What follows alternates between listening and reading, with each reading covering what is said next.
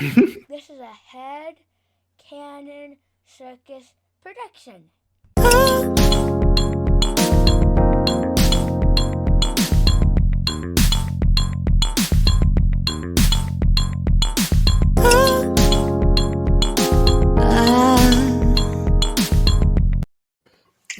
Yo. Hey, what's going on, everybody? We're back. We didn't get canceled. We're still on air. We're on the run, but we still on air. Thank God. Because we know that last episode was a heater. I got some comments. Even my fiance was telling me about it. I'm like, oh, damn. We might be getting some traction out there in the streets, so that's good. But once again, we're here. Gladiator Cypher podcast, latest episode. We got a jam-packed episode for you all today. Lots of music to go over, some culture talk, and then we'll get y'all on up out of here. How are you doing, gentlemen? Man, I'm doing all right, man. No, I'm just saying I'm doing all right, man. Just trying to get this computer not to start fucking shit up, like always. But, I mean, I'm doing a little better than Nip when it comes to that, so I guess I can't complain. Yeah, hell yeah. Caps lock is a motherfucker, man. When you put your password in, make sure the caps lock is off. Man, I think that was woke Twitter that got you, man. I don't know if it was caps lock. I think they put a little bug in your device. They might have got me. They might have got me the fuck up out of here. You right about that? Fuck it.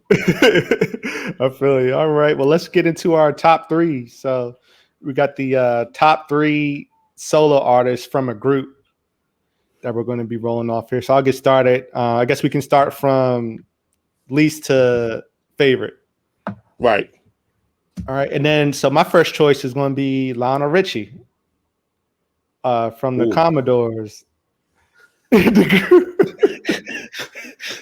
I'm not gonna hate. I'm not gonna hate. Go ahead. So Mama say, Mama Sama Makusa, and all that. He had a good career at the Commodores, and he had a lot of solo success. So I decided to pick him as my third. Lionel Richie wasn't shit without them dark-skinned niggas behind him, cuz. Lionel Richie was some bullshit when he left them niggas, man. That's all I got to say about that. I was wondering what the beef was. Okay. you think it's some colorism in there. I see what you're saying there. I see what Nip trying to throw under.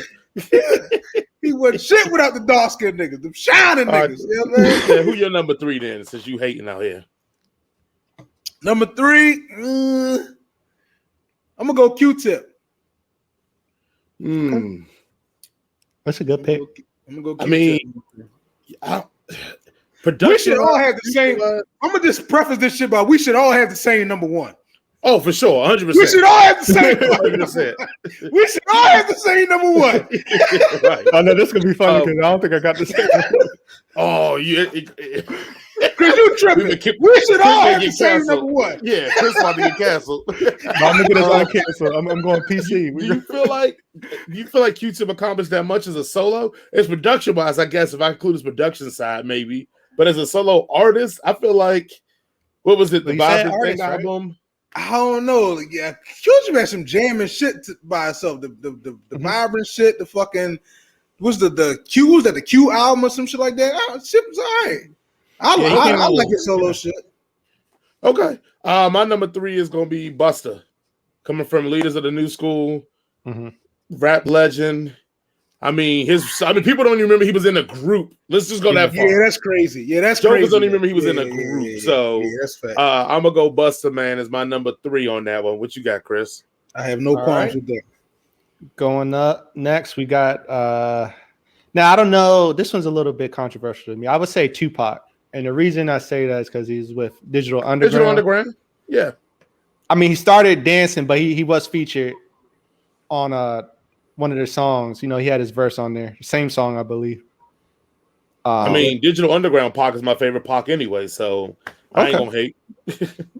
I don't know. Nip, look over his. I'm not a Pac fan, so I don't really care. Fuck Pac. Who you got number two, Nip? And he tormenting my man Will Smith from the grave, so we still not fucking. So he entangled from beyond, entangled from the grave. Yeah, fuck. Number two, I'm going. I'm gonna go Jadakiss. Number two. Wow. Ooh, Jada. Okay. I'm gonna go Jadakiss number two. Montega Jada.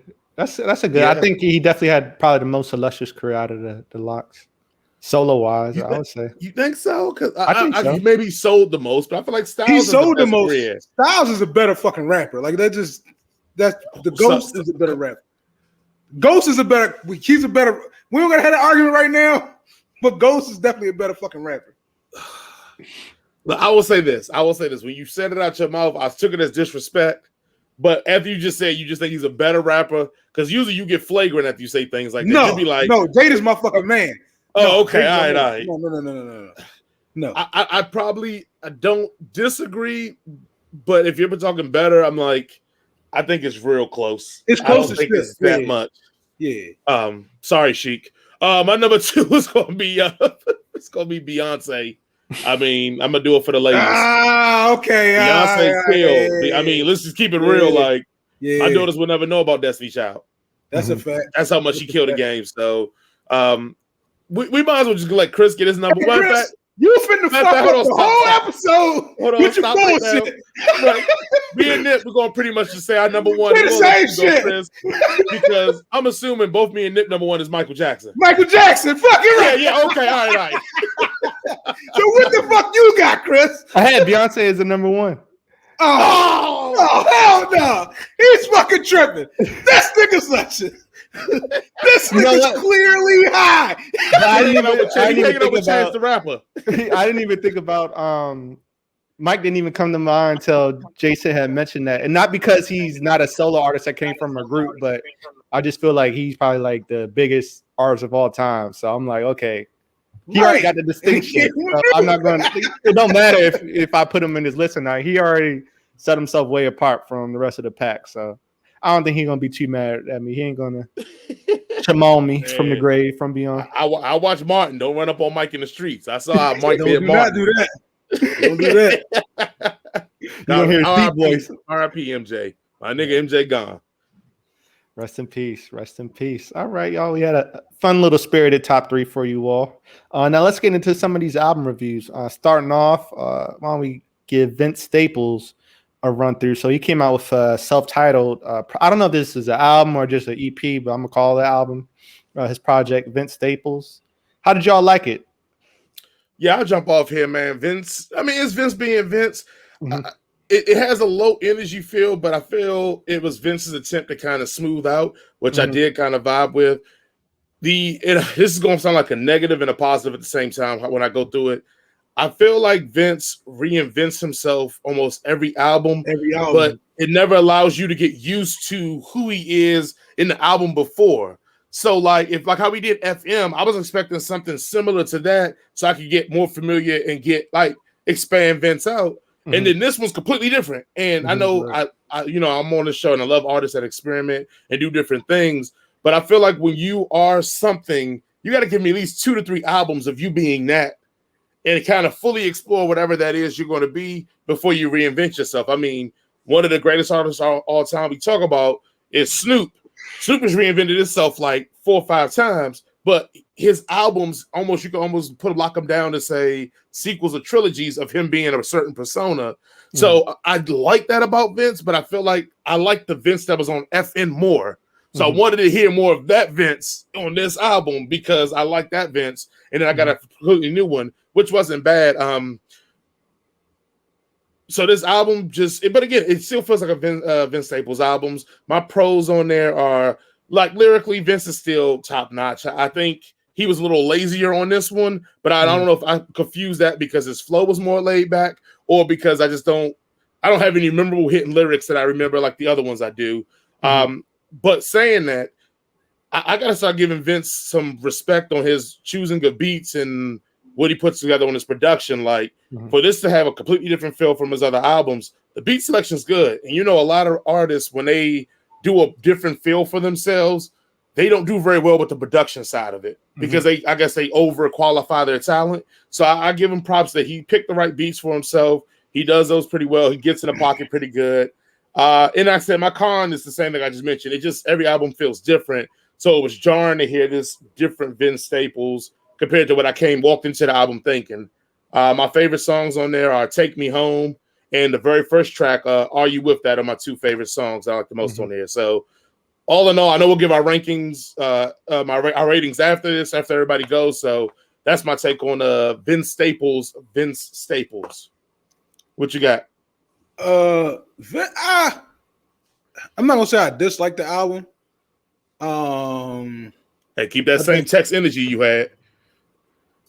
What about Vince? Yeah, No, I don't even think he mentioned Vince. I ain't saying nothing about Vince in the text. I was talking about the IDK joint. Oh, okay. All right. Well, then we hold over there. My bad. All right. I misread that then. I like the Vince joint, but I need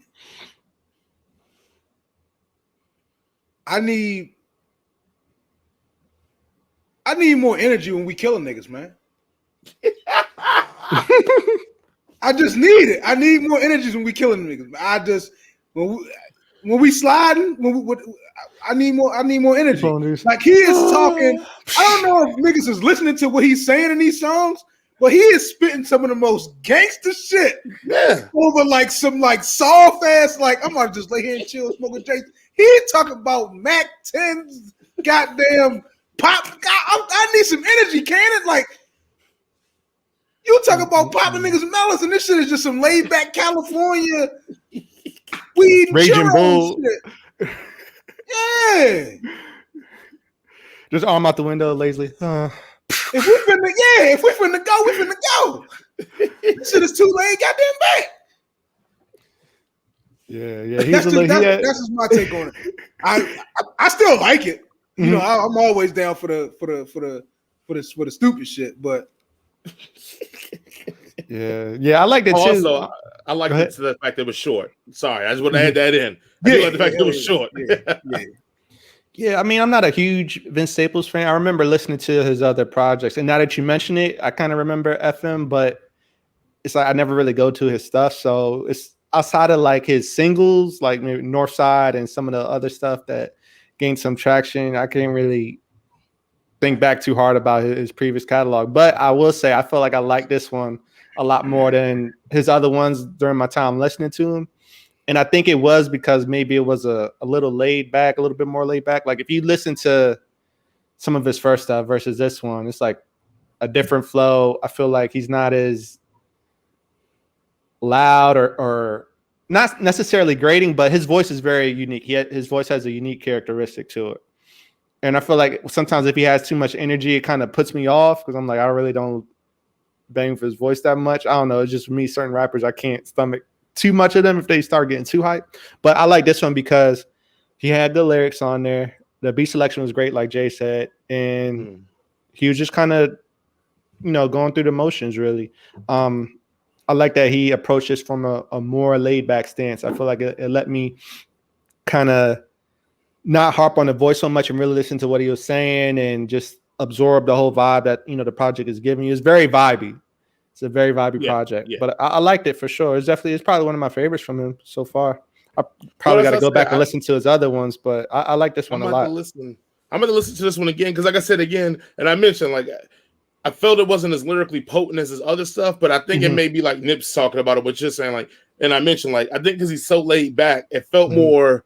The album felt more conversational than actually like musical, if that's a thing. And when I feel like when we do the rating, it'll show that I have respect for the album. But I thought that, like, kind of even hearing Nip say it and kind of just saying, like, it felt more like this dude just sitting back, talking about his life or giving us scenarios and telling stories.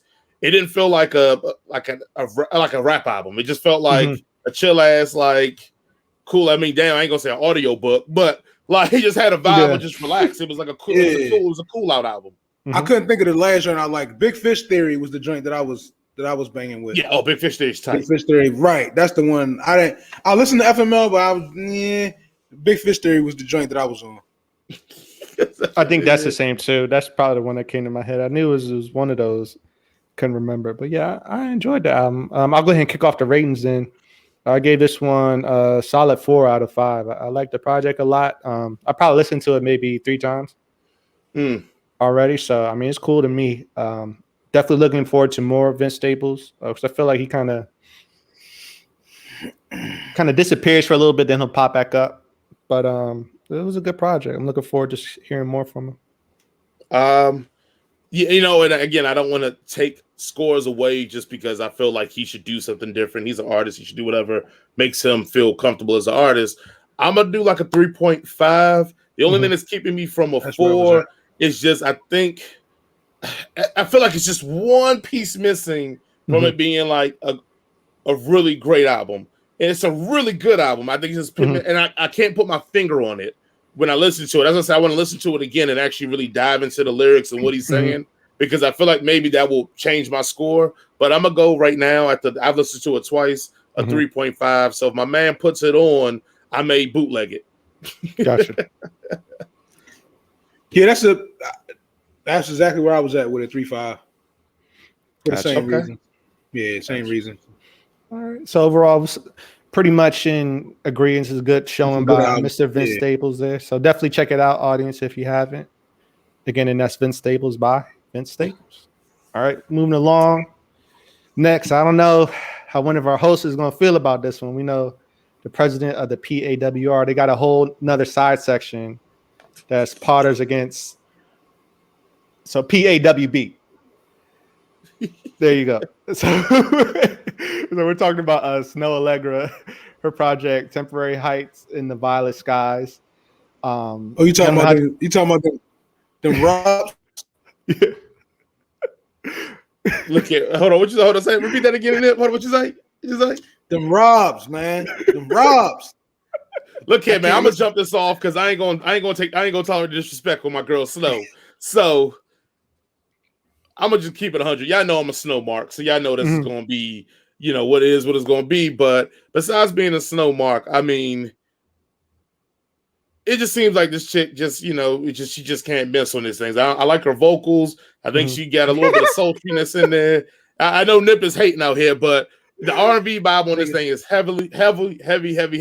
Even it's so heavy that the joint with her and Tyler made me feel like I was in the 90s listening to an R&B track with a rapper that come and guest appearance on it. Tyler saved this album. Let's put it that way. Man, that's how Tony, I feel about it. Get the hell out of here. Jesus Christ. Man, I'm gonna be like Shannon. You're right. Ain't your shirt. I'm gonna chill. Ain't your turn, Skip. Unlike her, she didn't drop a whole album online for over a various amount of years. So for me, getting all these new joints, it felt good. It sounded good. The album felt cohesive. I also, like I said again, she did show a versatility in there. It was some songs in there, and I'm not saying she's this artist, Nip, because I know you about to go ham. I'm saying that she had a sultry vibe in some of her songs that was reminiscent to Sade. She had some songs that felt like Alicia Keys. She had some songs that felt very Martin Popish too, as well. Nip, we're not gonna do this, man. We ain't gonna do this. I'm gonna let you go. I'm gonna let you finish. The Cosby lean back. Yeah. She had some feels. Again, that's what I said. I said she wasn't the artist. I'm saying she had vibes of sex appeal through her vocals. You're not gonna sit and tell me that some of these songs did not feel sexy, and that was primarily just based off of her vocal talent.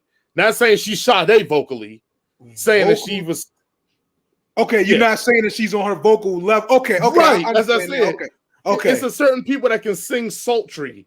A lot of people can't sing sultry. So you think she sings sultry? You think she sings sultry? But I don't think she can do it as better. Nobody can do it better than Sade. Let's not get the game messed up here. I'm saying that she can sing sultry. And I think that's a rare thing that people can't get off. I know you're whispering ambiguously race one. It's the difference between them doing it and her doing it. She actually feels like she's in that pocket. But we're gonna let you get your review in a second. I don't want to disrespect the young Yakubian queen. I don't want to do that. So I'm gonna just say maybe this style of R&B isn't for me, and we'll leave it at that. I don't want to disrespect the young Yakubian queen. That's my anyway, my favorite joints on there is We Don't Have to Talk About It, which feels like an Alicia Keys song. Naturally, Neon Peaches and In the Moment with Tyler. It's just, especially In the Moment kind of crank, man. It feels like an old 90s R&B song. Like if it switched out Tyler for Keith Sweat and Snoh for somebody else, it'd have felt like a Keith Sweat song the way they was going back and forth on that one. And then the other part of it. In the Moment or Neon Peaches? In the Moment. Okay. like how Tyler layers his vocals over her sound too. It sounds really dope. It's like almost like a back and forth. Like she's like, oh, blah, blah, blah, and he responds to it. Like I felt like it felt real cute sweatish. Make this last forever. So now and then taste. I like taste on it. So y'all already know my pros because they ain't going to nothing. My cons, I really don't got no cons. The only thing I will probably say is that I know because of how she looks, she not gonna get the hype for how good this album is because a lot of cats, I ain't gonna name nobody else on this show, look at her and initially be like, oh, I mean, it's gonna be all right. And from there, it's already gonna be on the disrespect train. So I'm gonna go. I'm gonna get my rating later, but that's what I got. I like it. I was vibing with it. Shout out to my girl Snoh. I don't know who Chris gonna let go next, but I'll go next. So we'll save Nick for last. So Jay, when you saying I'm not gonna disrespect the Yakubian queen.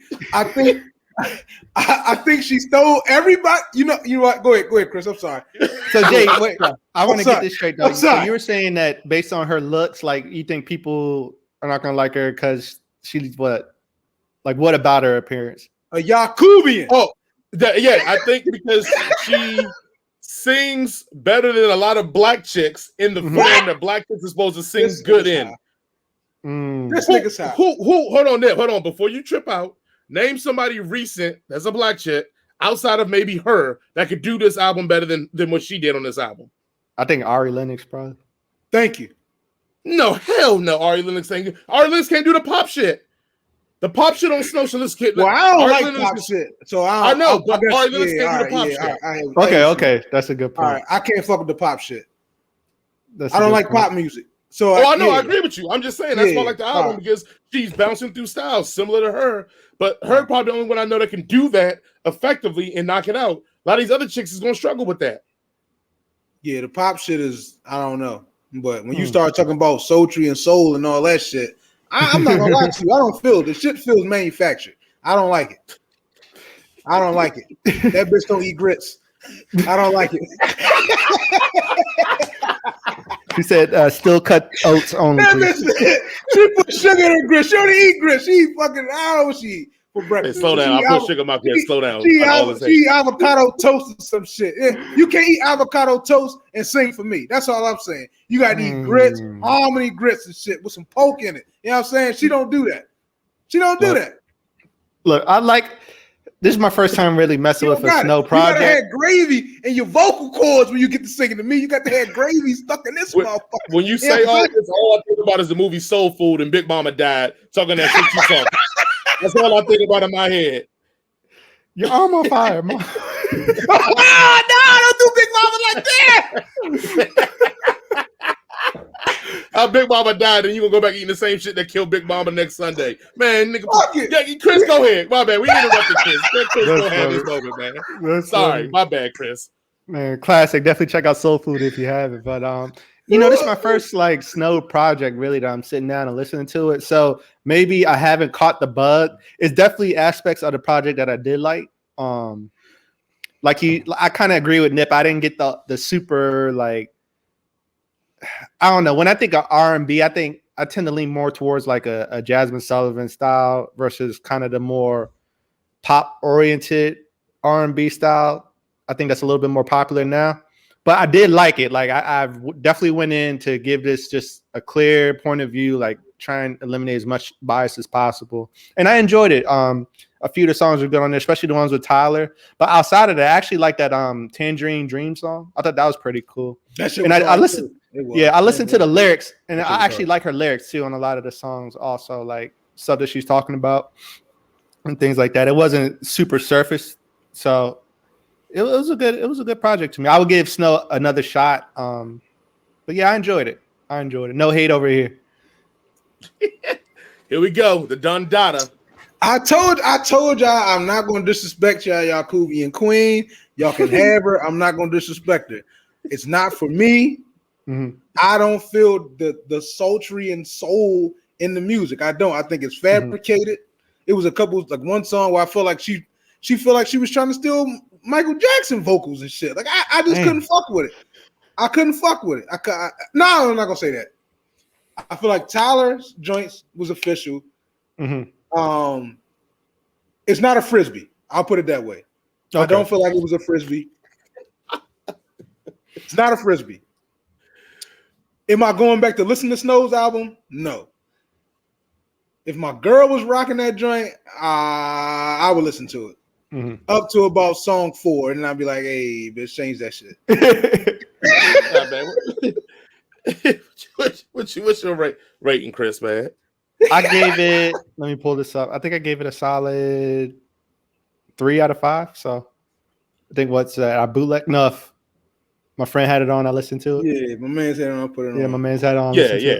I'm at 3.5. Yeah, my man's put it on. I bootleg it because I don't think it's good as the other one. In my feelings or whatever. But I liked it. But yeah, I give it a solid, definitely 3.5. I'm not.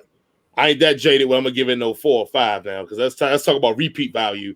I probably would take some songs off here that I think that I feel are sultry and put it on the playlist when I'm trying to max my white woman. So I get a 2.68. I'm not trying to mac on no white women, so 2.68. Leave that up to you, good brothers. Lips that touch swine shall never touch mine. Oh, so you so divine, huh? Man, go to the next topic, Chris, man. Look, moving on. Dang. All right, we got IDK, who used to go by JIDK, but he dropped the J. It's just IDK came out of his project. Dang, I had the title up. Was it You for yourself? Use for yourself, or you see for yourself? Yeah, you see it for yourself. Came out with this project. Let's see. How'd you all feel about it? Man, let's let Nip go first. You got feelings. I do got feelings, but I have a question first. Mm-hmm. I don't know how to ask the question though. Here we go. All right, go. Just say what you want to say. I'm judging off of the photo album cover and a previous song that we had reviewed about Buddy. Right. Prada the Bang. Does he play on the same team that we play on? Wait, because I heard that song too. Was he talking about a dude on there? Because he clearly mentions a lot of women on the album. That's what I'm saying. I don't think he. I'm not. We don't. I don't know. I don't know. Us three, we play on the same team. Yeah. Do he play on the same team? I don't know. You had to. I don't know. Answer. I think Buddy ties a knot in his jersey. That's all I'm saying. Let's go to your album review now. I was just asking that because, okay, so originally when the 301, 809 joined, the IDK, 2-3 songs in, I text her. I'm like, oh, this shit go. Mm-hmm. I was banging with it. Yeah. Mm-hmm. And then the further I got into it, no. It sounds fat, but it's same shit with Snoh. This shit is Buddy is a plant. And that's the reason. That's the reason why I asked that first question, because they only put bread behind these old soft ass niggas, man. That's why I asked that first question. And shit. They got Lil Nas X out here with his fucking ass out and shit, with the goddamn dress on. They put this motherfucker up here with a fucking do-rag tied to the side front. No. And then he out here talking about everything is his mom and the stepdad fault in his life and shit. I can't. I was rocking. The shit was cranking at first. It was the first 3 drinks. I'm at work. This shit cranking. I'm like, God damn, this nigga keep talking about his stepdad. I think he wanted his stepdad to give him the hammer. That's what I thought he wanted. No, he said he got molested, or he might have. Look, you never know. Dang. Or his stepdad already gave him the hammer, and he mad about that shit, and he mad at his mom. All right, y'all. That's been the latest episode. That's crazy. Oh my goodness. Oh, so basically, you're saying by the time I got to song 4 or 5, I'm like, yo, Buddy is fucking tripping. I'm gonna let you go after that, Chris. I'm gonna wait. I'm gonna go last. I'm gonna let you go after that. Yeah, man. This jump's crazy, but I mean, I think IDK is a local artist to me, if I'm not mistaken. And overall, with a couple of the lower points on there, I actually like the project. Now that you mention it, I could see how you could say maybe it's some planish vibes. And for me, more so, it's coming from the features he's got on here. Like The features, yeah, you don't really see a lot of people. Not saying that he's out of the gate because I think he's been rapping for a little bit here now, but to just jump out and you got MF Doom on there, you got Jay Electronica on there, you got all these big names. I mean, that's kind of crazy. And nobody knows who this fucking guy is. Yeah. So I mean, that's one point in there, but I did like shit was big samples. Like they had to, you had to have money behind this shit. It was you had to spend way too much money on them fucking samples, man. Way too much money. Definitely. Even like some of the flips he did, like on the Red track, I think it had the big timers chorus in there, pretty much stuff like that. So I could see how you could kind of put him in that plant lane, which I mean, hey, who knows? But I would say the songs where it wasn't so dour or down, I liked a lot. I like the fact that he featured Rico Nasty on there. That's another local artist. So I thought that was cool that he featured her, gave her a good look. I like that song too, actually. And overall, I thought it was pretty good. Outside of the like, okay, this is my struggle in life, and let me make like not my whole second half, but a good chunk of the album kind of revolve around this. I think just sometimes like if you do it, you got to do it well, or not come across so like a bitch. Yeah, like victim-y. I mean, of course, he may have had some difficulty growing up and stuff, but if I'm listening to people's music, I'm not trying to get into a down mood and stuff, especially when you're talking, you got Young Thug and everybody else on the top end of the album.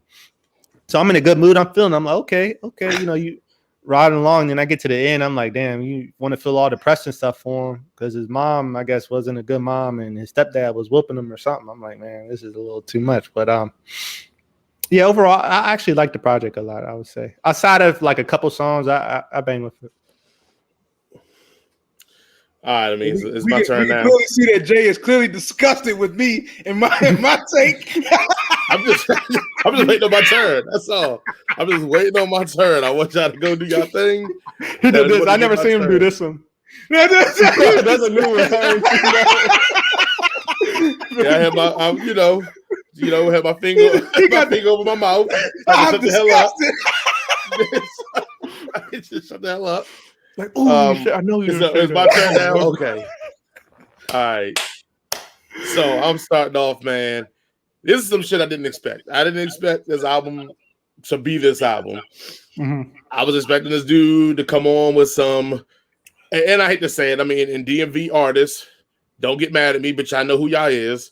Outside of really Wale, all the jokers that's from my area, all of them trying to be like real deep South niggas when it comes to how they rap and how they get down, ad-libs and all that shit. Like most of the cats in our area, especially when me and Nip were growing up, let me say that, because these new cats, they're a little different, and I'm gonna get into that moment. But most of the cats me and Nip was growing up that around our age, they all try to sound like South cats. That's why we rocks with Wale, because Wale actually sounded like a Northern cat, like guys that we grew up on. So when I first heard, I'm like, oh, this is probably gonna be some and I'm like, all right, well, I'm just gonna sit back and then just see what I can enjoy out of this. But then I get on there and dude actually is rhyming and he's flowing.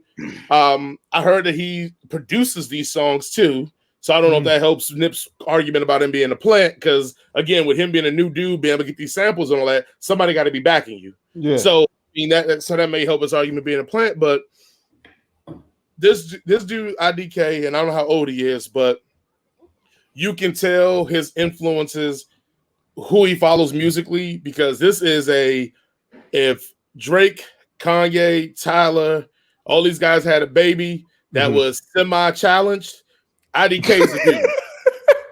Like, because he's not as good as none of them, but you can feel that he's trying to be them. Every song, you feel like you listen to somebody else. You're not listening to IDK, you're listening to somebody else every time you hear a new song. Exactly. And I got Big Joyner Lucas vibes. Big Joyner Lucas. I literally put down when I was writing this, I said, IDK's ability to flow feels different, almost from each track to track. Hell, even feels different sometimes from each verse to verse. Verse to verse, right.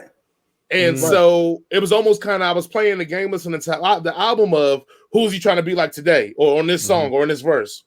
With that being said, I liked it. I mean, we talked about the guys that I just named.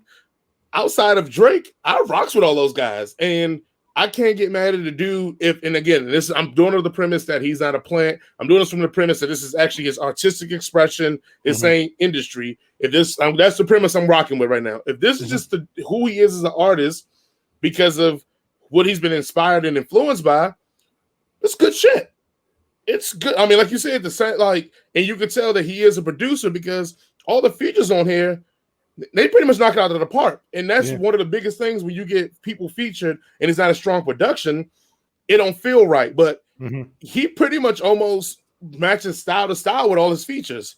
Yeah. And it feels good. It flows. It feels like they actually possibly sat in the studio together and made these songs, which I doubt they did because that's not the era we're in anymore. But it feels that way. And that's a hard thing to feel like on an album that you actually was in the booth and telling Offset, nah, say it like this. Like, it feels that way. I know Nip over there scratching his head. He don't feel the same, but I feel like that's a good critique. My favorite songs on there, Shoot My Shot, the joint with Offset. Cry in Church, the joint with 7 Streeter, but had the DMX prayer in it. That shit go hard, man. That shit made me so fucking mad. My man, go ahead. I'm sorry. Go ahead. That's because you already went into this feeling like it was a plant. If you go to look at it as a plant, yes, I can see because now it feels like exploitation. I get it. And like I said, that's why I made it clear. I'm going to this as me not thinking he's a plant, that this is his pure artistic expression. Because yes, if you feel like he's a plant, that song feels real suspect then because it feels like expectation. Yes. But I'm going with it that this was his plan. This is what he wanted to do. Because even when I saw DMX was on the prayer, I'm thinking, oh, they're going to end the song with the prayer.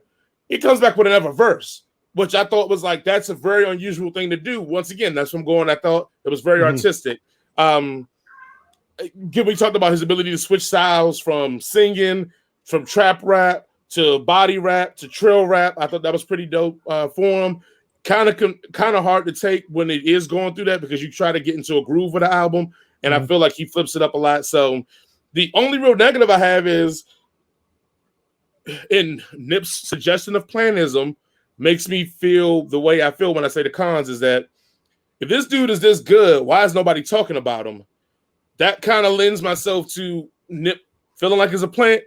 It feels like a plant because I doubt anybody can listen to this album and think this is a genuine artistic album and not be like, oh, this dude is talented as hell. This is good fucking music. But the fact that it's kind of been under wraps and I've never heard anything from him because he should have been making this kind of good music from the beginning of his career till now makes me feel like somebody found them and said, oh, we can use what you do and magnify it versus anyway, that goes to another issue. We're just reviewing the album. Yeah, that's my feels on it, man. I liked it. If I'm gonna jump right into the ratings, since everybody went, I will give this a 4. I will bootleg this because I think it's dope. Without any kind of suspect or any accusations of industry planning, I would give this a 4. I think it's dope. Yeah. And now that I'm thinking back to, I got a couple extra points. You know, when I was going into the album, you kind of were talking about your expectations. I was expecting something a little bit similar to Gold Link. Because I remember a couple of his previous projects, JIDK, like I think it's one where he's on the field or something on the cover of the album. I remember listening to that a while ago. It's definitely very artistic. So I'm like, okay, you know, you might get sort of those kind of vibes from it. But going into it, yeah, you're right. It was kind of, I was shocked, really. I don't remember the other IDK songs I were hearing. You know, he having this kind of following on the track with these features and stuff like that. But that being said, I was surprised, but I was pleasantly surprised. So I have to give it like a 3.8. So my man's had it on. I almost might bootleg it, I guess, right on the cusp there. But I enjoyed it. I enjoyed it. Outside of the, you know, the pandering stuff towards the end, I feel like he kind of went a little bit too hard. But yeah, you can get this shit the fuck up out of here, bro. And like I said, I really thought it was gonna be a good album. And I'm listening. I'm like, this dude is a fucking plant. Bro, I'm looking at these fucking features, right? You telling me that this nigga, you telling me that Young Thug and Offset, okay, I give you that. If them two niggas are listening to cars, okay, I give it to you. West Side Gun? You think West Side Gun and Young Thug is rapping with the same nigga with Jay Electronica? MF Doom? And then Slick Rick? Oh, come on, bro. The first thing I did once I saw that shit, I'm like, oh, who where's the label? Like, what label is he on? It's no way he can get this many niggas on an album. And I said, oh, it's Warner. Oh, it's a fucking plant. Okay, one. I'm not. Hey, look, your opinion, but we got to do. Can we say that like Westside Gunn's lyrics and that shit was trash? Can I point that out and not be shot? Yeah, I didn't really care. That's fine. I don't even. Okay. Yeah. Number two. I'm just going to, and I know Nip is going to flip out. I know the argument Nip's going to make when I say this because that's the argument. But I'm gonna say it. I'm gonna keep it real. I'm looking at an album from a person who just started that got Consequence, Jay-Z, Talib Kweli, Common, Jamie Foxx, Ludacris, Mos Def, Don't do that. Freeway. Don't you dare do it. All Because on the first album of a man. for all them niggas. He produced for all them niggas, bro. But did I not say IDK is a producer? Did we not have that conversation? He's a producer. IDK has never produced a fucking Slick Rick album. Look, all I'm saying is that I got a lot of jokers on this that I'm looking at on the first album. I got a lot of cats on here that would normally not gonna do that. Even the hold on. Even do you remember this line? I'm the Gap like the Banana Republic. And he was saying how he's merging two different people from different. They don't normally rhyme together and do it. I'm just saying. I'm just gonna throw that out there. He was doing it. He was doing it before that album came out. Ain't nobody heard no fucking IDK with the fucking Slick Rick, nigga. No, look here. The shit's look here. I'll give him a 1. It out. I'll give him a 1.5 just because I was vibing for the first 3 songs. No, here we go. So hold on. So Kanye West is in the plant because he had those people on there because he produced for him. IDK. How long was Kanye producing shit before he became a fucking rapper and started making his own albums? Like he was years. producing for everybody, bro. He was like producing for a lot of niggas, bro. It was longer than 2 years, bro. No, it was like 2 years when he did that shit, bro. Are you talking crazy? Because he talks about how he couldn't get on with nobody. Right. And he talked about when he got with Jay-Z, that's when everybody wanted to work with him. That was the blueprint. He was doing shit before. Hold on. You right. I gotta go back and look at my credits and shit, but because I swear he was producing shit longer than fucking, and he was still his fucking. He was working with fucking No Idea in them before he became a rapper. Yes, he was working under people. So Blueprints 2001, College Dropouts 2004. He talks about it. He literally talks about it. How nobody was giving him a chance. And then he got a couple of tracks. He did some underground cats like Jay on Limb. They heard him. And then Jay was like, you fucked with Jay. Yeah. Right. Yeah, but I'm saying he wasn't getting all these great artists until he got on the Blueprint. Then all these jokers wanted to go to him for that sound. But it was still 3 years of him putting beats on niggas until he made his own shit. Yeah, but we didn't know that shit like that. Most cats ain't Where are IDK? All right, where's credits at? All right. Look at his last album too. Like I just looked up his last album. I'm gonna go look for it. He don't have not his album. I want to see the album where he's just a straight producer for these niggas, where he can call in a favor to fucking Slick fucking Rick. That's where I want to see it. When he just call fucking Slick Rick and say, "Yo, can I get a verse?" That's what I'm gonna go look for. All right, and then if you go look on so he had a project in 2018. Some of the features he had Rico Nasty again. Denzel Curry, which is kind of the same in this class. Maxo Cream, I can understand that. He's got Wale on there, makes sense because from the area. Right. Damo Genesis, right? So nobody that's like real crazy. Nobody. You go to the next album after that, he don't got no features on the next one. Nobody. It's just him. And then on this one, we going from zero. You got the whole fucking hip hop history on a goddamn album. You got Fast and Furious 9 on the album. Come on, bro. Dom Toretto coming out talking about this is family. So y'all try to say that a guy who's talented that gets with a company and the company goes and calls up artists and go, hey, I got this talented artist that you can work with. Guys will be like, nah, because you know what? I don't know nothing about him. And he just, he came out of nowhere. So fuck out of here. Is that what we saying? He's not good enough to get some of them. I'm saying that shit. He's not good enough to get some of them features. It's a lot of niggas that rap way better than this nigga that don't get them features, bro. Okay, all right. It's a lot of people that rap way better than him that don't. Slick, that's the the shit I'm going. I'm Slick Rick. Like, you don't hear shit from Slick Rick. You telling me this nigga's coming out the basement for fucking IDK? Maybe he is. Maybe he fucks with the dude, man. But you know, that goes to show though, like some people they won't feature on somebody unless they really bang for them. Then you got people kind of like mercenaries, like, oh, you got the bag, I'll jump on your track. Like I think I remember Jadakiss talking about this in an interview, like, oh yeah, somebody got the money.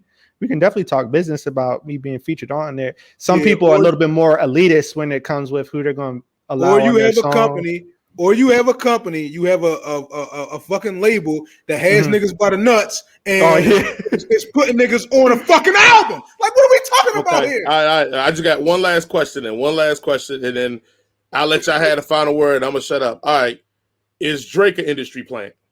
Yes. Okay, Chris. I don't think. Okay, so. I'm just asking. Okay, that's all. That nigga was a plant from the rip. You telling me some light-skinned nigga from Canada is gonna be out rap? Come get the fuck out of here, man. Come on, man. When this nigga in the wheelchair in a fucking sitcom or some shit? Got shot in the back, yeah. Get the fuck out of here, man. Yes, he's a fucking plant. Okay, so that means that Bun B did a song with him to get the bag then. He didn't really fuck with Drake. He just wanted the bag then. Yes. Okay. All right. I just wanted to make sure we keeping that same energy. All right. That's all. That's all I'd ask. Been ramping up to impress Bun B. Yo, you fucking hot. Nah, what's the You smoke crack, boy? Some niggas got me hot. So the fuck is Drake? I just want to make sure we keep the same energy. That is all. Yes. Okay. A 1.5 for dip. So if this girl put it on, he may frisbee it. I might frisbee that shit. By the end of the album, I'm throwing that shit out. Mind you guys, this joker told us I'm gonna frisbee it because he a plant. You're like he got the president in the album and he a plant, so I'm throwing it out the window. Right. That's that. Okay, I want to make sure we keep the score here. That's a fact. That's what I said. I said it. That's what I'm sticking to. I said what I said. And that's like the Jordan rule, you know. It's like the Jordan rule. Instead of Jordan rule, it's a plant rule. Oh if my Jesus you're suspected of being a plant, you're liable to get frisbee. What we got next, man? Who we got next, man? Culture talk. Oh wait. Oh, we got another album? We got one more. Styles P, Ghosting. Oh. Lay it on me, fellas. How'd you like it? So four. It's Styles. I got lyrics. I got skits. I got all that shit. I got everything I need in that joint. So 4. I can't say it's a classic. Yeah, okay. I can't say it's a classic either. I did like the skit though. Those dudes from A Waste of Time, I think, podcast are the ones that were featured on there. It was funny. That second one when he's talking about R. Kelly. Yeah, it's 3 a.m. on a Sunday. That was crazy. But yeah, I like the album, man. It kind of it found its pocket and kind of stayed in there. I mean, some of the beats were pretty different, but it's classic Styles. I wasn't disappointed. I feel like it holds up. This will probably hold up in a few years too. It's not really it's not a dated project. Like I feel like you're not gonna be able to listen to this like 2 years down the road and say, oh hey, he came out with this in 2021. This was the wave that he was on. Like it sounds like classic Styles. And I don't think it's a classic project, but I enjoyed it a lot. That being said, a couple of my favorite tracks on there, Time Traveler. And Hit Different was one of my favorites on there too. But I liked it a lot, man. A solid 4 for me. All right. Since we got Nip's review out of the way. Yeah, Styles is great, man. And I'm still impressed by how after all these years he can still weave these gangster tales and still be a gentleman, and it don't feel passe. It don't feel like, oh, here you go with another one. It feels new. It always feels fresh. Yeah. And he doesn't. We talked about Vince always reinvents himself. Styles ain't reinventing himself. He's just being who he is, and it just seems like he just keeps coming up with just dope material and lyrics, hard hitting beats, hard hitting lyrics. And I'm not going to have this GOAT conversation. I want to have a conversation about cats. Let's call it the Scottie Pippen Awards. And I'm not saying I'm saying like the guy that is never going to get the full shine, but he does all the dirty work and all the shit that needs you to win. That's Styles P all day. That dude is a 20-10 guy. We were playing in the NBA. Oh yeah. He's your defensive end and run quarterback, but may not get all the sacks, but gets a bunch of pressures that helps your defense. And we gotta start. And I'm gonna say I'm gonna say for me myself, but I'm gonna tell other people we gotta start putting more respect on Styles' name, because I don't think a lot of cats out here. If you start looking at his longevity, his discography, this dude is dropping almost once to twice a year. Yeah, and it's still good music. In the last 3 years, he didn't drop 2 joints a year. Yeah, shit with Dave East, like he didn't drop a lot of shit, bro. Yeah, and we even on this show, we don't talk about him enough in the echelons of these dudes are just out here doing it, motherfucker, like doing it and doing it great. Like I think I was talking about to someone else about people I was talking about Lil Wayne, and I was saying Lil Wayne with all his longevity seems like he ain't lost nothing off his fastball. His albums are kind of scattershotted, but lyrically he ain't lost nothing off his fastball. He still goes. But I should have been like, no, Styles P lyrically ain't lost nothing off his fastball, and the albums be really good to great almost every time he drop. Because again, I didn't put enough respect on Styles' name that I didn't even think of him to come up when I had talked about longevity and rappers getting older but still being lyrically extremely dangerous and potent. He's that guy all the way. Like I struggle now to even find a rapper that's been in the game as long as him or longer that still is lyrically potent and dangerous as he is. Like, ain't nobody trying to rap against Styles. Ain't nobody trying to go at Styles because it's only one, and you know who I'm gonna say, but it's only one. Who's that? Thought. That's when they did that. They kept doing the on Streams of Thought and all that shit. Yeah, it's only one. Yeah. Correct. But yeah, it's just we got to put some on there. Now I did this whole thing about Styles, but speaking to the album, "Privilege" and "Time Traveler" are probably my 2 favorite songs on there. And the crazy thing is, when you go into a Styles P album, you know what you're going to get. You know exactly what the manuscript is, but I feel like he still surprises me, even when I know going into it what I'm going to get. Like "Time Traveler," like I should not. This dude this far in the game shouldn't be telling stories and doing the shit he's doing on "Time Traveler" at this point. That's a fact. Like. And the people that want a comparison of it say, "Oh, people listen to Nip's best friend Jay-Z early with Reasonable Doubt to the story he tells and weaves." So Jay-Z ain't told no stories in the last like 10 years.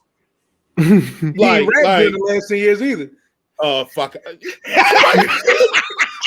Hey, can I reclaim my time, Chris? Shit. My bad.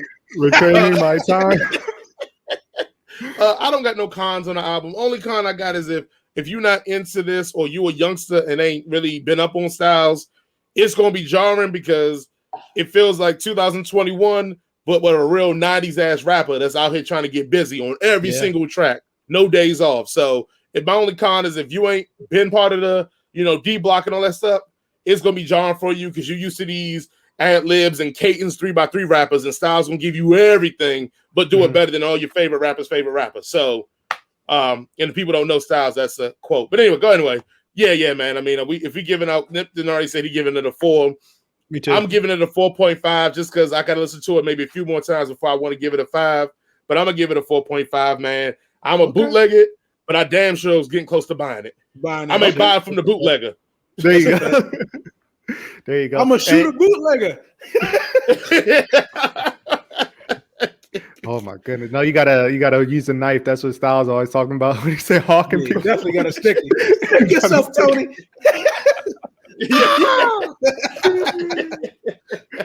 But one thing I like that Styles does too. He kind of linked up with those dudes from Waste of Time podcast, like people that like and appreciate his style of music, but are also kind of making names for their own selves in their own realms and media, and that can really champion some of the artists that they like. He's kind of linking up with them, getting them involved on the projects. That's just going to get him bigger fan base, and he's going to be able to, tour or whatever he needs to do just with the fans that he's building alone. And by being consistent, he'll have so much material to go on, man. It's going to be crazy. So I'm glad that he's kind of learning. I shouldn't say not learning, but he's taking advantage of the tools and the fans and stuff that are out there that are kind of becoming more prominent themselves. So I really like that.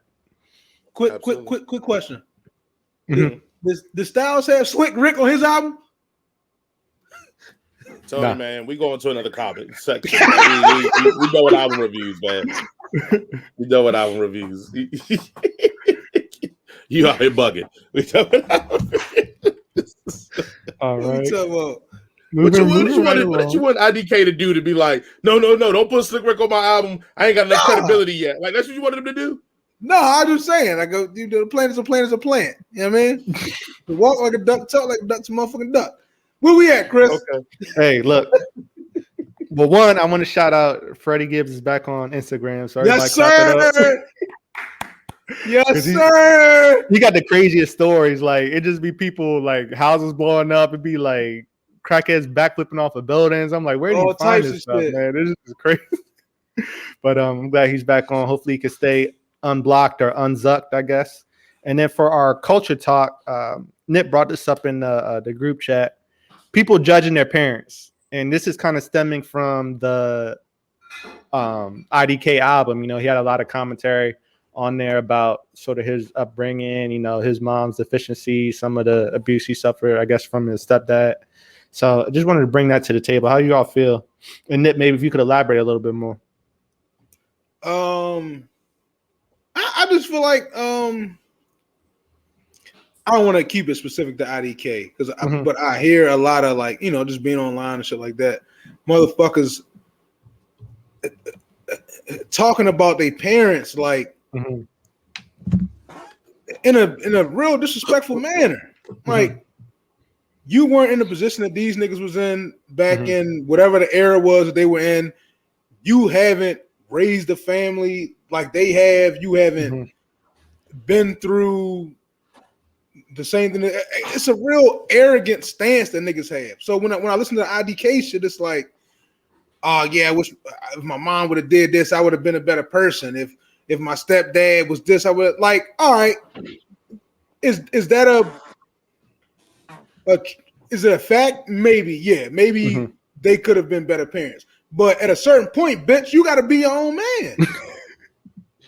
Like, stop bitching. How old is he? Like, how long are we gonna keep bitching about shit that happened back in the day? You can't do that. You can't.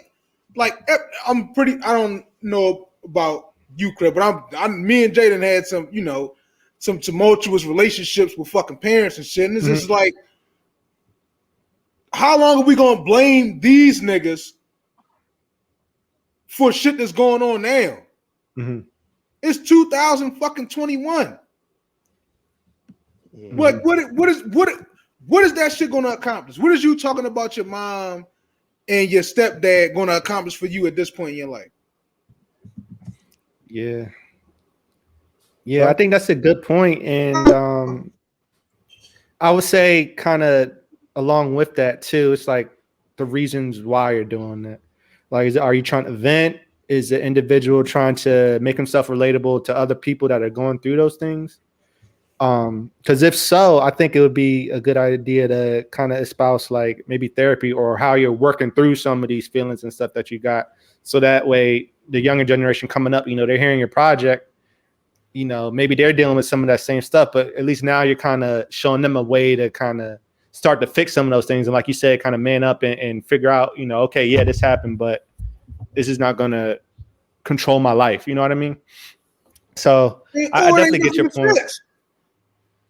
Just stop bitching. Like if it was one song, like, all right, I got one song, like, all right, this shit kind of fucked me up a little bit as a youngin', but I got over it. All right, cool. And then the second song, I'm like, okay, he's still on it a little bit. Like, all right, I get it. It's two songs, but like you like, come on, cuz like you acting crazy. But that's like a theme of like, I think of the people in our generation, especially the people that in the generation after us. It's like motherfuckers want to be victims. So like you want to blame everything, every fucking downfall of your life on everybody else. You can't do that shit, man. Like your parents are regular ass niggas, bro. For people that grew up in the 80s, like your parents were born in what, the 50s or 60s? Like drugs and alcohol was the shit back then.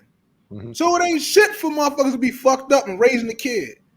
You don't know how hard it is to like get off of shit become a different person, make habits that you never had habits, like it's a hard thing to do. You know what I'm saying? Like you can't, and then especially from a nigga, I don't know his personal situation, I don't know if he got kids or not, but especially to speak on parenting when you're not a fucking parent, it's fucking crazy to me. It's some wild shit to do. I feel you. Yeah, I mean, I don't know, Chris, did you already comment on it? I know you mentioned something briefly, but yeah, I would just say, you can't really, until you're in those shoes, it's hard to say what you would do and not do in that situation that you're placing if you were your parents. And like Nip was saying, I do think some people in our generation do have kind of like a victimish mentality, but I don't think it's everybody. I just think it's magnified because on social media is normally the loudest messages that get put out there. But I know it's a lot of people going through some messed up stuff, but they're, trucking along, they're doing what they need to do to get right with themselves and then even try and mend some of those relationships they had in the past. So I think you got to kind of take it with a grain of salt. And also like how we kind of see some of this stuff play out. Like I listened to the Joe Budden podcast, right? He always talks about how his dad was on drugs and stuff like that, when he was coming up. So he really wasn't in his life as much, but through therapy and kind of working things out, for possibly being able to mend it. Like he'll call the dad on the podcast and, they'll chop it up, but they'll talk about stuff. So, I mean, stuff like that is good to see, but I definitely know what you're talking about as far as just not, I don't want to say whining because, maybe he had experience and he feels strongly about, but like you said, you don't want to make like a huge giant chunk of your project. Sometimes just tailor it to, because I mean, some people just don't really care. Okay. Look, man, we in intersectionality with this one, man. Like I feel you, Nip. I mean, you complaining about what your parents did to you and whatever like that, and you don't know what they're going through and yada yada. But, and I say this, and I'm saying it to be fucked up, but why does he have to care about what his parents is going through? Like they put him into this world. From their decisions, from putting him into this world, he's been put through trauma from decisions made by them that he had no control over. So I don't give a shit if you was on crack because that's what you was doing because it made you feel better. You still had a child to take care, provide, and give the best thing. Now, granted, we know as parents, it's a lot of trial by error. There's a ton of trial by error. You try to get your kid out with the least amount of trauma that you possibly can give them. That's fact. And do it. His parents did a bad job. He can look back and probably, as he tries to recover or work with or fix or whatever thing with his trauma and go, they did a bad job. And in his critique is a fair one because it's his personal experience. I can't tell him how to feel. I can't tell him what to perceive, but I can tell him that, yeah, some of coping with your trauma is pointing out that someone traumatized you. I don't see anything wrong with doing that. Now, if he's using that trauma as the background or the forefront of his victimhood or the forefront of I'm not successful because of, which obviously you just talked about him being plant central. He's got successful regardless of the trauma.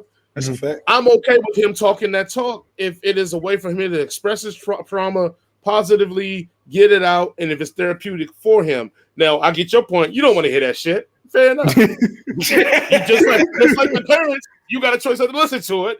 He got a choice to make it as an artist. But we all talk about wanting something real from our artists, and we want something personal to a degree.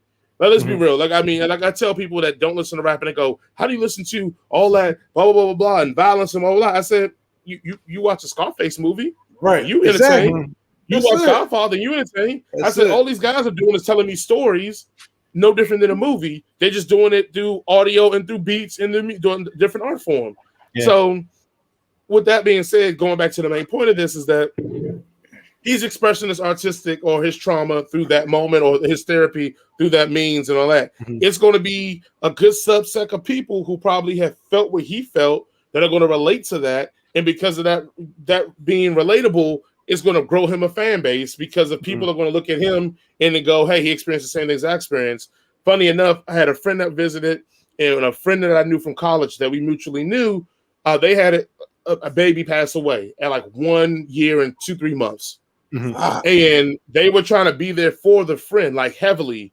And at one point, she even told the person I'm cool with that it's hard to talk about my trauma or talk to you about this stuff when you haven't experienced what I experienced. So when she was going to therapy and group help, it helped her because she's sitting in a room with people that have experienced exactly what she experienced. Mm-hmm. And that was therapeutic to her. That helped her get over the emotion, not over it, but you get what I'm saying. You never get over that. But it helped her be able to move on and progress. Now, luckily enough, they just had another baby, 1 month or 2 months old, a baby boy. So, things worked out for them good at the end of it, preferably, if you want to say that. And some people don't get that chance. But the point I'm getting to with all of this is that him putting that in that form of people blaming their parents or X, Y, and Z, a lot of times that is a call and a cry for help because they have trauma that they can't express in a way that they can get to the point of closure and moving forward.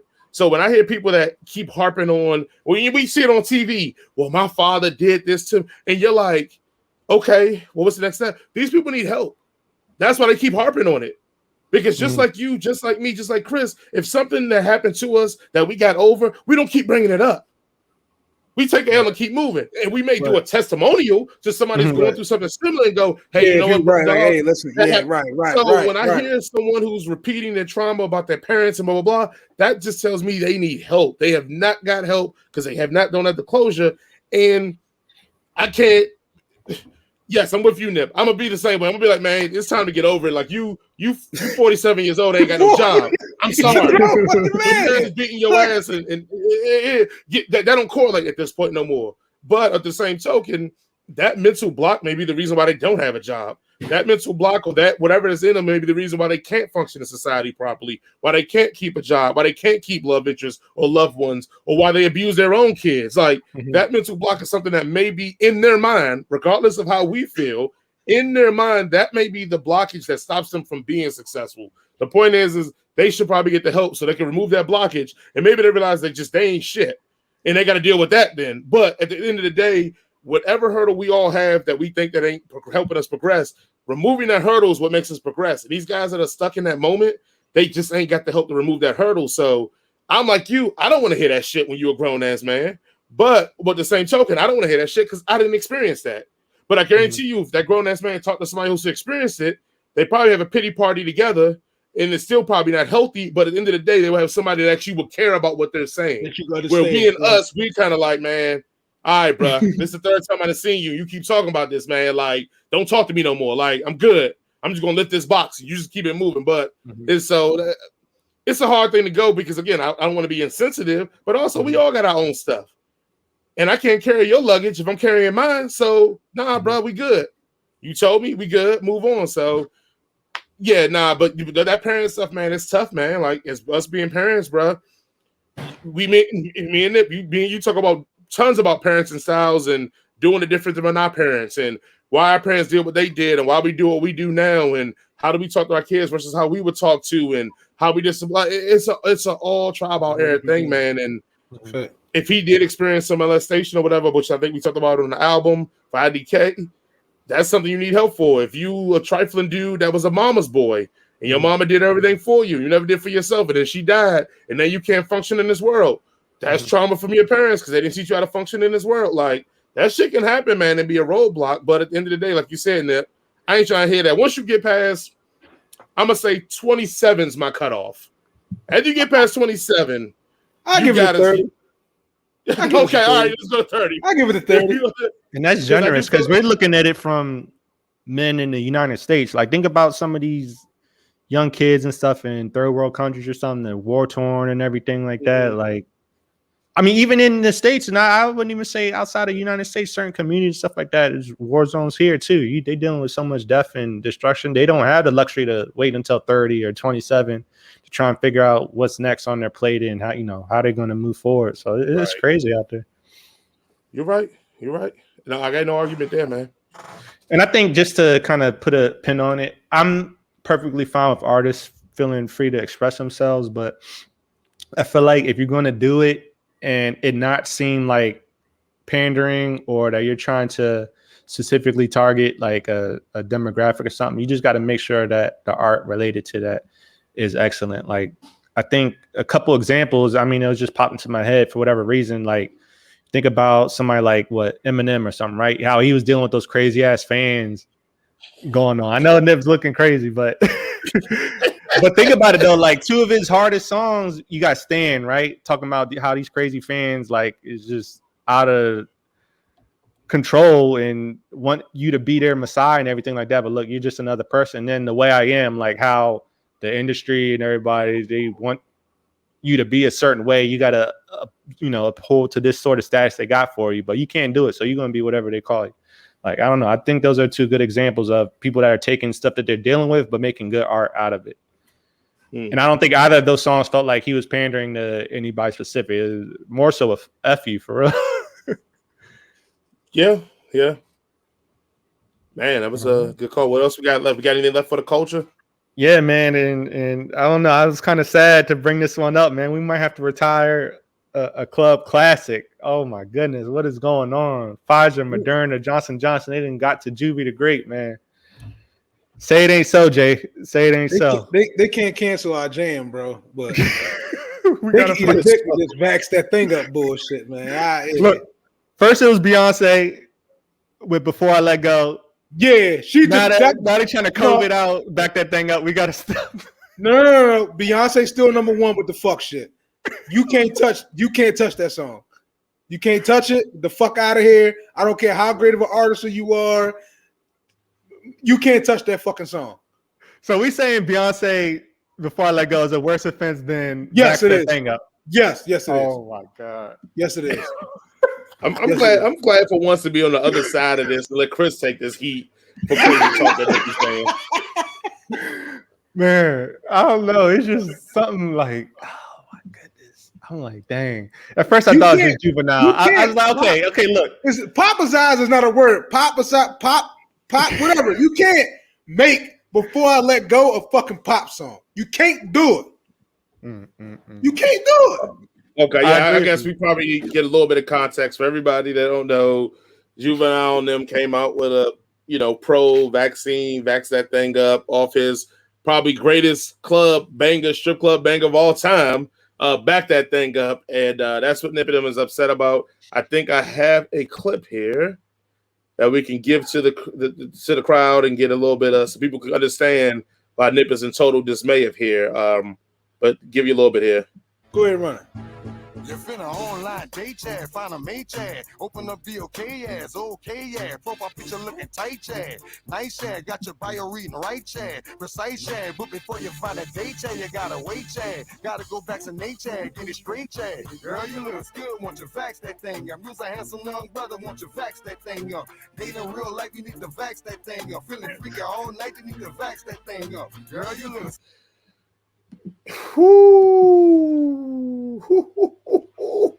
You know what, Chris? I'm gonna change my answer. That might be number one. It's worse. That might be number one. That might be number one, dog. And you know what? It ain't no might. It ain't no it's might. number one. It's number one. Fuck it. It's number one. And you know what took me out? Like at first, I just saw Juvie. I'm like, okay, things maybe a little slow for Juvie. Maybe he sold out. Okay. Then I saw Manny get on. I said, oh man, Manny. Nah, no fucking way. Me and X. Tell me if you want a fucking nigga named Scott. No, bro. No. You're right. It's number one. Oh my It's number one. Before I Let Go is a close number two, but it's number one. No. Before I Let Go, it's a number three. What's number two? What's number two? I'm about to bring y'all. This may be worse than Backs That Thing Up. I'm about to bring y'all probably the worst thing you done probably ever heard in your life, and it's so offensive that I'm mad that we didn't come for her neck for this. Well, we kind of did, but we let her off easily because she white. But I'm about to give you right here. I'm getting the load up for you guys. If people at home, you're gonna hear it, or the people are listening just on the podcast. Right. No, you're right. This is number one. Fuck, I see this little. It's number one. It's number one. Number two. This shit is number one, dog. Two. Oh. Yeah, this is number one. Somebody should have beat her fucking ass. 28th night of September. Love was changing. What you're listening to, ladies and gentlemen, this is Taylor Swift's rendition of Earth, Wind, and Fire's September. Probably one of the greatest songs that's ever been created. You just do that mayonnaise on it. Please cut this shit off. My cat is mad. He going on. Please. My head is gonna fucking explode. That was number one right now. So Beyonce can get number 3. Taylor Swift is number 1. Juvie the Great is number 2, and Beyonce is number 3. Let's do it that way, because this shit is disrespectful. She need her ass beat for that one. I forgot about that one. I forgot about that one. She should have got a mud hole stomped in her ass for touching that fucking song. Everybody that hated Kanye because of Taylor Swift, Kanye should be your best friend. Yeah. Kanye should be your best friend now. Yeah. He should have interrupted that song. Yeah. He should have said, excuse me, I'm not going to let you finish. Yeah. But Beyonce's Frankie Beverly cover may be the worst thing ever before this. Yeah. Fuck that. Yeah, that's just flagrant. It's just flagrant, you know. Hopefully they don't. We got to start protecting our classics more. Like there should be some sort of cultural review board when a company or governmental agency, whomever, hey, yeah, let's flip this song. We want to flip Juicy. No, this is what happens when these fucking new artists get too much fucking money, and these older niggas that paved the way don't got the bread, so they just let them use the shit so they can get the bread, and they do fuck shit like that. A fucking acoustic fucking September. Either Earth, Wind, and Fire ain't got their masters, or they was going broke. It got to be one or the other, because there ain't no way somebody came to you and said, hey, I got a thing. Taylor Swift wants to cover your September. And you was like, for sure. Yeah, send the check. Like, no. Yeah, that's just, man. If anybody, people that are listening. George Clinton would never. Everybody that's listening and can't see us, Nip has the most disgruntled face. This might be the most enjoyable segment we've had on this show for me. Yeah. To see Nip just up in arms for about a good, hold on, we started this at 70 minutes, and we're now at 76 minutes. This might have been the most enjoyable 6 minutes of my life. Going on 7 minutes now. This might be, I just enjoy every moment of this, because Nip's face is just, he look like he's ready to puke. Look, first of all, Slick Rick now is this. He's like, if you gotta have a couple beers when you get off, man. You gotta my heart is fucking broken today, bro. I can't do it. It's too much. It's too much bullshit for the day. Wrap this shit up. Hey, you heard it, folks. Take it on hold for us, Chris. You heard it, folks. This has been another episode of the Gladiator Cypher podcast. Again, make sure you like, subscribe, follow all of us on all of our social media. We're on Facebook, YouTube, Instagram. You can catch clips of the episode for some of your favorite segments and also episodes entirely. And we're also hosted on a bunch of different podcast services. You got Anchor. We're on Spotify, iHeartRadio. I'm sure you could probably find this. It's a bunch of places on there where we're available. So be sure to check us out and definitely comment, like, and subscribe. You know, we've been seeing a lot more comments on the YouTube here lately, which has been pretty cool. So continue to chime in. You know, was our take wrong? Did you have another song that beats out Taylor Swift September as one of the worst atrocities ever created musically with our music? Let us know in the comments. But again, we'll be right back with you next week for another episode of Gladiator Cypher podcast. Peace. Yes, sir. Take that rubber off. Fuck that whole meat to me. This is a head cannon production. circus production.